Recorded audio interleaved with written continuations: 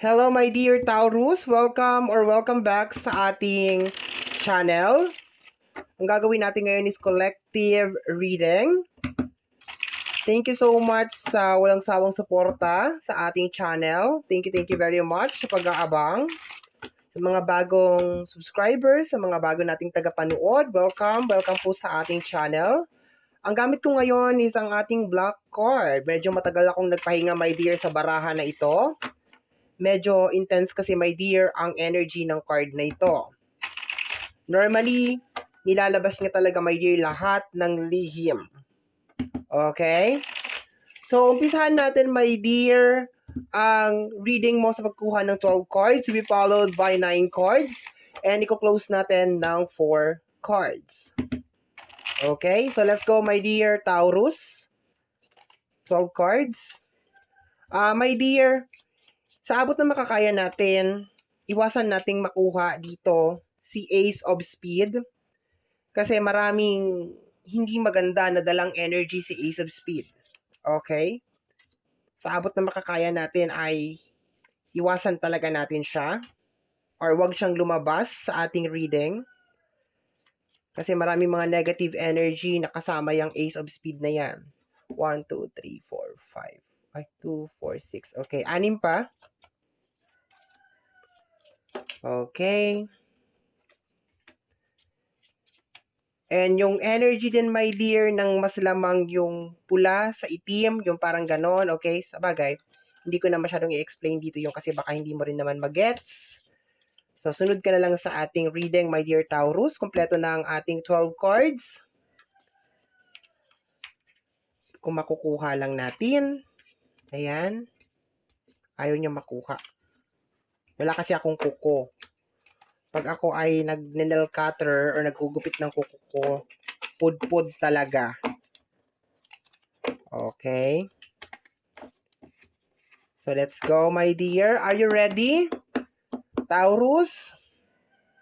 Let's start your reading. First card is the Three of Speed or the Three of Sword. Three of Sword to, my dear. Sa tarot card, Three of Sword yan. Problema sa pera. Five of Pentacles. Okay? So, dito, my dear, nagre-release ng problema sa pera. Okay? Pero ma-overcome mo daw, my dear. Kasi meron kang Ace of Diamonds. Jack. May tao na lumabas. The Six of Wands. Six of Wands. Ano to ha? Away to. Okay? Tension tong card na to. The Seven of Wands. Teka, Six of Wands. Success. Ito pala yung tension card. Sorry, napagpalit ko. Seven of Wands is the tension card. This is energy of success. Six of Wands. Six of Wands is energy ng success. Seven of Wands is energy ng tension. Tension card ng Seven of Wands. Sa mga hindi nakakaalam, my dear, ang Diamonds is energy ng Pentacles pagdating sa Tarot. Ang Speed is energy ng Sword. And ito, my dear, is energy ng Wands. So, para din akong nagtataro card, pero gamit ko is regular na card. Okay. So, ilan na to? 2, 4, 6. Okay. So, definitely, ito, si Jack, is ang magiging hadlang sa success mo, my dear. Okay? Maliwanag naman, di ba? Itong Jack na to is energy to ng water sign. Air sign. Gemini, Libra, and Aquarius. Okay? Lalaki to. A guy. A male. Male energy. Okay? The Seven of Sword. Backstabbing na energy. Kung mapapansin mo, dire-diretso na siya. Hanggang sa baba. May something to. The Eight of Sword, energy ng trap card. Okay? So far, nangingitim, my dear. Okay? The Five of Sword, puro sword. Sabi ko sa'yo, ang speed is energy ng sword. Okay? The Four of Wands. Posibleng nasa loob to ng pamilya or karelasyon mo. Ibig sabihin, somebody na close sa'yo. The King of Speed. Oh my gulay. My dear, this is not good. Target nga is money. Pera mo. Once again, air sign, Gemini, Libra, and Aquarius. Nasa loob to, my dear, ng circle mo. Okay? Nasa loob sa ng circle mo.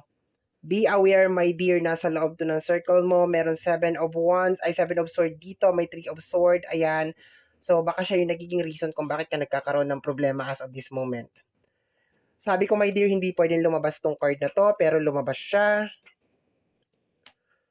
So, baka meron tong ginagawang something. Kung mapapansin mo, my dear, ang red card mo, 2 lang. The rest is puro na itim.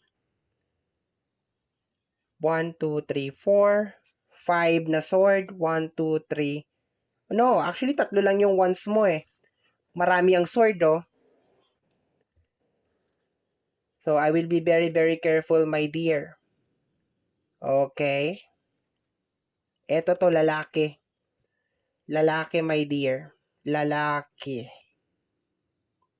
Hindi pa masyado maliwanag dito, my dear, kung anong ginagawa niya. Pero definitely, hindi to maganda. Ano siya, my dear, yung energy niya is may kinalaman sa usapin ng pera. Ibig sabihin, dito, my dear, kino-confirm to, ma-overcome mo kung ano yung mga obstacles mo in life, lalo na kung may kinalaman sa pera. Pero parang pakiramdam ko, my dear, hindi papayagan nitong tao na to na ma-overcome mo yung mga obstacles. Hindi niya papayagan yun, my dear. Gagawa at gagawa siya ng paraan, my dear, para hindi mo ma-overcome yung mga obstacles sa buhay mo. Okay? And meron kang speed. Ace of speed. Okay? So, kunin natin, my dear, yung 9 cards. Okay? Once again, yung energy na lumabas ng tao doon is lalaki. Energy ng air sign, Gemini, Libra, and Aquarius. Okay? Malapit daw siya sa'yo, my dear. Okay? Malapit siya sa'yo. Ayoko mag-conclude, my dear, na karelasyon mo to or kapamilya mo. Pero sabihin na lang natin, malapit siya sa'yo. Kunin natin. 2, 4, 5. Tingnan natin. Okay. Lahat gagawin niya, my dear, para hindi ka makaalis sa kung ano yung problema na pinagdadaanan mo ngayon. Yun ang sinasabi ng card dito. Lahat gagawin niya, my dear, para hindi ka makarecover. Lalo na sa usapin ng financial, lahat gagawin niya. Ang tanging hiling niya is lumubog ka. Okay, the 2 of Cups, the 3 of Wands, the 4 of Sword. Hinaharangan niya, my dear, oh. Dito, my dear, I can feel na hinaharangan kanya. 3 of Wands to eh. This is your opportunities outside. Hinaharangan niya, my dear. Okay? 2 of Cups, posibleng meron ka rin new lovers, new person na parating sa'yo. Okay? Pero hinaharangan lahat to, my dear. May humaharang, my dear, para makita mo to. Itong opportunity outside, itong new lovers, okay? Hinaharangan lahat yan. The 4 of Swords is energy ng sleepless night at saka stress. Okay? Hinaharangan tong dalawa na to. The 9 of Cups, okay? Maganda, my dear, yung energy mo. The 4 of Pentacles. Okay, the Ace of Wands. My dear, meron something na naghihintay sa yung maganda. Hinaharangan niya. Hinaharangan niya lahat ginagawa niya para hindi mo makita. O, di ba? Meron new love, travel and new love. Meron new love and meron travel, my dear. Para sa iyo, may magandang naghihintay sa iyo ahead. O, di ba? Happy ending for you, my dear. And katuparan ng mga pangarap mo. Okay, the 7 of Cups. Okay? Maganda to, my dear, oh. Hinaharangan niya lahat to. Ginagawa niya lahat, my dear, para hindi mangyari itong mga bagay na to. Okay? Ito, naramdaman ko na talaga dito, energy ng new love. Ito, energy ng travel. 4 of Sword, energy yan ng stress. Dito, my dear, ayan, oh. 9 of Cups is energy ng mga manifestation. Actually, itong dalawang to maganda to. Nine of Cups, Nine of Hearts, and the Seven of Hearts. Maganda yan siya, my dear. Four of Wands, Four of Pentacles pala, my dear, or the Four of Diamonds is stuck. Nagdala, my dear, ito. Kinonfirm ng dalawang alas na to, my dear, na merong something new love and opportunities na parating sa'yo, my dear. Maganda ang parating sa'yo, my dear. Please, wag ka magpalinlang sa taong ito. Okay? Wag ka magpalinlang sa sa ginagawa niya. Okay? Yun ang nakukuha ko dito, my dear. Okay? Very, very good. New love, new opportunities. Okay? New energies for you, my dear. Okay? Close tayo to, my dear. Sabi ko nga sa'yo, ayokong i-close lang, my dear, na relationship mo or sa family mo or sa basta close sa'yo, my dear. Okay? Lahat ginagawa niya, my dear, para hindi ka makaalis doon sa situation na yon. Okay? I will be very, very careful kung kanino ko kinikwento yung mga problema ko. I will be very, very careful sa mga tao na pinagkakatiwalaan ko. Okay? Pinagkakatiwalaan mo pala. Okay? So, let's go. Pero maganda. Okay? Dala niya yung harm eh. Siya ang gumagawa ng harm. So, ito kasing Ace of Speed na to, my dear, connected to sa bad luck, sa mga wishes na hindi maganda, sa dark magic, sa mga illnesses, okay? And dala-dala, my dear, nung energy na yon. Okay? Dala-dala niya. Siya ang gumagawa nun. So, kung lately parang naging out of control ka, out of focus, pakiramdam mo, parang everything is not going well with your life, my dear, sinasabi ng card na to na no, sinasadya niya yan. Kumbaga, meron siyang ginagawang something. Okay? Let me see. 4 cards, last 4 cards for you, my dear Taurus. Teka lang. Ayaw makuha. Let's go. The Two of Pentacles, okay? The Queen of Speed. Okay. The Three of Pentacles. Energy of collaboration. Okay. The Four of Cups. I think this is your spirit guide, my dear. Okay. Teka lang. Kailangan ko siyang i-confirm. Kailangan ko siyang i-confirm, my dear. I need another card. Yes. Okay. Somebody will help you, my dear. Somebody will help you. Okay? Help will come. Okay? Kaso baka ang mangyayari dito, my dear, baka mag-ano ka na, yung parang magkaroon ka na ng trust issue sa lahat ng tao, my dear, dahil sa kagagawan niya. Kagagawan niya to lahat, my dear. Okay? So, posibleng may dumating sa'yo na energy. Okay? I think this is the fresh love, my dear. Energy ni Jack.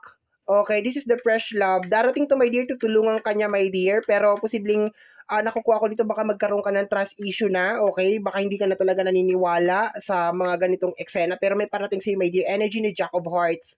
Okay? Mga nasa edad to, my dear, ng 30, if I'm not mistaken, mga 32, 34, mga something like that, mga line of 30s, okay? And I can feel also na parang may babae dito din na parating sa'yo, my dear, okay? So, ito, my dear, is medyo ano na to, medyo matured, okay? Mga nasa 40s na to, okay? You will be getting help, my dear, galing sa isang lalaki, okay, mga around 30s to, 32, 34, okay, ito naman babae is mga nasa around 40s na siya, my dear, okay, mga 45 years old na yata ito, my dear, itong babae na to, yun na nakukuha ko, you will be getting help from this person, my dear, okay, so may parating, my dear, naramdaman ko kasi kanina, my dear, na parang energy ng spirit guide, pero, kinonfirm ko siya, posibleng pinadala na tao, parang ginawang instrument, my dear Taurus, ng mga spirit guides ng ating buong may kapal para tulungan ka kasi this is energy ng collaboration, okay, the energy of Pentacles, okay, the Three of Pentacles and the Two of Pentacles, ayan, my dear, tutulungan ka, my dear, okay, confirm, kaso meron ka ditong Four of Cups, so posibleng trust issue to, my dear, kagagawan niya to, okay, kagagawan to, my dear, ng energy dito sa first row natin, nito, kagagawan niya yan. Okay, kagagawan niya, my dear. Binablock niya talaga lahat ng magaganda sa buhay mo. Okay? Binablock niya, my dear. Okay, once again, ito is posibleng energy to ng black magic, dark energy, ang nararamdaman ko dito, my dear, this person also wish you ill. Okay, gusto niya magkasakit ka. Gusto niya mawala ka sa focus, my dear. Gusto niya mabalisa ka. Gusto niya hindi mo makita yung mga magagandang bagay na nangyayari sa paligid mo, my dear. Ako na nagsasabi sa iyo, my dear, malayo na ang narating mo. Keep on going. Ilaban mo yan, my dear. And don't be so negative. Hindi lahat ng tao, my dear, pare-parehas. Always count your blessing. Be positive, my dear, in life. Okay? And if just in case makita mo na tong tao na to, try to run away from this person. Tumakbo ka talaga, my dear. Layuan mo tong tao na to. Kung mapapansin mo siya or makikita mo siya, my dear. Kasi talagang lahat ginagawa niya, my dear, para hindi mo makita yung mga magagandang bagay sa buhay mo. Once again, bago tayo mag-closing, my dear, napakalayo na ng narating mo. Hindi ito yung oras para mag-give up ka. Hindi lahat ng tao ay pare-parehas ng intention sa'yo. Sinasabi dito sa card na to na meron dalawang tao na parating sa'yo. Yung isa mag-o-offer ng love, yung isa mag-o-offer ng help. Okay, sa career mo. Okay, isang babae at saka isang lalaki. Okay. So, my dear Taurus, ito ang iyong collective reading. Somehow, my dear, kung nagustuhan mo ito, especially kung napadaan ka lang, don't forget to subscribe. Pakiclick my dear notification bell para ma-update ka every time na meron akong mga bagong upload. And you are free to like, to share, and to comment, my dear, sa lahat ng ating mga videos. Sa mga hindi pa po nakakakilala sa akin, my name is RJ, also known as Apo J. Maraming salamat po, and until next time, bye-bye. Thank you, my dear.